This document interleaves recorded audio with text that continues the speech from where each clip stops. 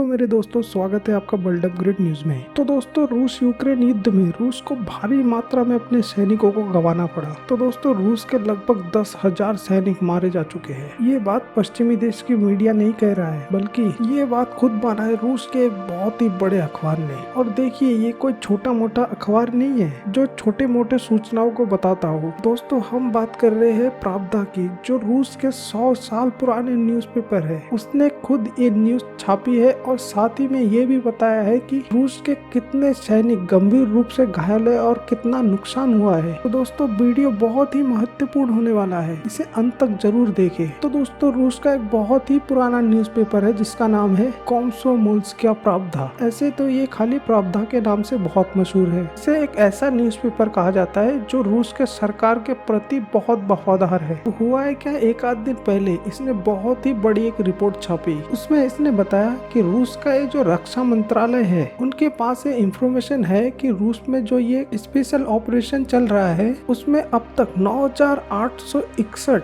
रूसी सैनिक मारे जा चुके हैं। और यही नहीं, तकरीबन 16,153 रूसी सैनिक घायल है। तो दोस्तों, मैं ये आर्टिकल दिखा रहा हूँ जिसे देखकर आप कंफर्मेशन कर सकते हैं। तो दोस्तों, जरा आप खुद ही सोचिए कि गलवान घाटी हिंसा में भारत के 20 जवान शहीद हुए थे। उसी से हम लोग कितने गहरे दुख में थे। तो जरा आप ही सोचिए कि 3 हफ्ते में रूस के लगभग 10,000 सैनिक मारे जा चुके हैं। तो दोस्तों, रूसी जनता के लिए कितना तकलीफदेह बात होगी। तो देखिए, रूस के अंदर ये रिपोर्ट पढ़ के लोगों के अंदर पुतिन के प्रति गुस्सा और नफरत बढ़ सकती है, और इसीलिए इस आर्टिकल को कुछ ही देर में पूर्ण रूप से मिटा दिया गया। और साथ ही इसे सोशल मीडिया पर भी भारी मात्रा में शेयर किया जा रहा था, जिसे रूसी सरकार ने पूर्ण रूप से हटा दिया। लेकिन इस आर्टिकल ने रूस के अंदर चर्चाएं गर्म कर दी है कि क्या सरकार हमसे झूठ बोल रही है, क्योंकि रूसी सरकार ने अपने जनता को ये बताया है कि हमारे केवल 500 सैनिक शहीद हुए हैं। लेकिन असली आंकड़ा प्रावदा ने दुनिया के सामने ला दिया है, जो है तकरीबन 10,000 पार। हालांकि कई लोग ये कह सकते हैं कि प्रावदा को हैक कर लिया गया है, फिर ये आर्टिकल पब्लिश की गई हो। देखिए, पिछले 24 घंटे हो चुके हैं इस स्टोरी को आए हुए और डिलीट हुए।